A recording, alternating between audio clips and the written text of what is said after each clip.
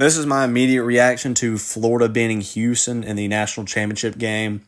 And wow, this game was insane. I mean, I'm not even trying to exaggerate like when I'm talking about this, but I genuinely think this was the craziest game of the season, considering it was literally the national championship game and it was this close.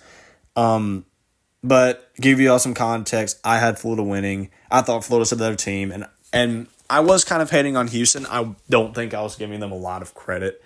I thought Florida was going to win handily, and I probably should have seen this coming that Houston was going to make it a lot closer. And I kind of thought that I'm like, maybe I was wrong about how, close this game was going to be. It was going to be a lot closer. But starting off, from basically the start to up until the very end of the game with like the last 6 minutes, it was unquestionably all Houston. I mean, it was so. I thought Florida was going to get blown out. Walter Clayton Jr. got absolutely shut down the first half. The only players that did all right in the first half were Will Richard, Alex Condon, and I think Elijah Martin did all right, if I'm not mistaken. But other than that, Florida was getting out-rebounded. They were getting absolutely bullied, in the paint. They weren't making as many threes as Houston. I think Will Richard, he did hit a bunch of threes, but LJ Cryer also did hit a bunch too. And I think a couple Houston's other guys. It might have been the same, but anyway, it wasn't even close. First half, yeah, Houston was only up by 3, but it felt more like 8 points. Florida was struggling so much. They were getting absolutely mauled the entirety of the first half mostly. And it really did. It got worse in the second half. During halftime, I was at one of my friend's house and we would play basketball outside. And when I came back in, it was like 16 minutes left. It was like 28-31 at half. And I think Florida only had like 31 or something. And Houston had like 40 something. I genuinely thought Florida was going to get absolutely blown out. They couldn't score. It was exactly what Houston wanted to do. They wanted to slow the game down. They wanted to contain Florida, be able to stop them, and they didn't have to play great offense. They didn't have to score a lot. They could just slow the game down, take good shots, and that's what when people look at Houston's offense and they don't see a lot of points, they're like, oh, their offense isn't very good, but it's definitely not the case. Again, they like to slow the game down. They like to take the best shots they can. They're very disciplined, very mature, and very athletic. So, they know what they're doing. They can absolutely score. And Florida was struggling. Their defense was struggling, offense was struggling, everything was struggling. Everything was going bad for them. And Walter Clayton Jr., he kind of picks it up in the second half. I think with 3 minutes left, he hit a 3 to tie the game, 60-60. And this is where things get very interesting. Now, up until this point, Florida had tied the game a lot.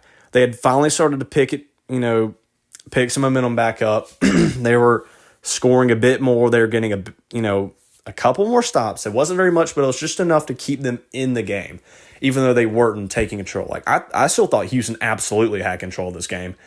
And I'm not going to say Houston blew it, but they kind of did. Even though Florida just fought really hard and they didn't run away with it at the end, but they did steal it from them, absolutely. They just kind of took it from them. But it's tied 60-60. Houston, LJ Cryer makes a shot, 62-60. And I think Florida, they shoot free throws and they tie it. And then, Houston makes one free throw. So they're up 63-62, if I remember correctly. I don't exactly remember how this game went, but I know the free throws. I don't remember exactly who they're from, but it did come down to free throws at the end of the game. So, both teams have been fouling a lot, and there was that. I forgot exactly when it was. I think Florida was. I think they were up I think they were up. So I think Florida this is when they were up 63-62 because Houston had just fouled, I think that freshman, and he hit one of his buckets. So they're up 63-62. They're driving in, and there was that I don't exactly know who it was out on. I think Florida's guys might have touched it last, but it could have come off the Houston player's knee. It was tough. I mean, it was a really hard call to make. So it could have gone either way and just so happened to stay with Florida. But I'm not too sure, though. It did kind of feel like a 50-50. So Florida gets it. They inbound it. Walter Clayton Jr. almost makes an absolutely disastrous pass. I mean, he overthrew it, and I think it was the freshman again, or I don't know if it was someone else, but he gets it, but he gets fouled because the Houston guy ran into him. So he shoots. I think he makes both his free throws. So Florida's up 65-62, and this is where things get kind of no. At this point, no, he only made one. Yeah, Florida's up 64-62. So Houston gets it. It's their final possession, and they have like 19 seconds to go. They inbound it. There's no one guarding up on Houston's two inbounders, or I mean, their one inbounder. When the guys that were driving in, there's no one up there. Everybody's just playing in the paint or in the perimeter. So they all are just sitting there, and I'm like, oh my gosh, they're leaving these guys open. They can shoot a three, or I don't know. I just did not trust Florida's defense at that moment. I thought they were going to absolutely sell. And they almost did, but not really. And it really kind of came down to Walter Clayton Jr. at the end, because I think they throw it out to, I think it was Emmanuel Sharp. It might have been someone else, but Houston goes for the game winner. They go for a three, and they pull a Chad Baker-Mazara where he double dribbles on the three. Walter Clayton Jr. jumps up, and I think now with Chad Baker-Mazara's situation, if Alex Condon, or it was either Alex Condon or Thomas Hoff, it was one of those guys. They jump up, Chad Baker-Mazara.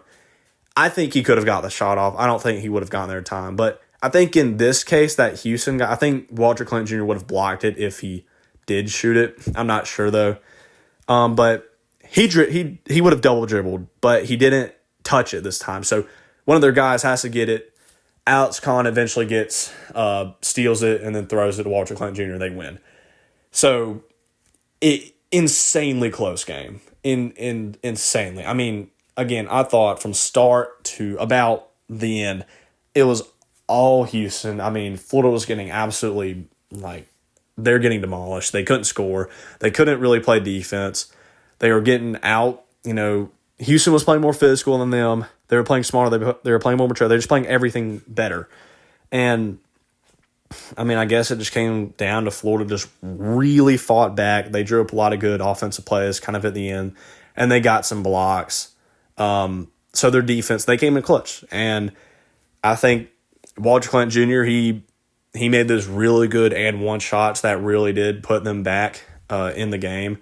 And that's just what great players do. They clutch up for their team. And, and even I'm just surprised, even without Walter Clayton Jr., Florida still really did stay in this game. And it does prove that, even though, again, I'm not even saying this to be salty about an Auburn fan, even though I'm an Auburn fan.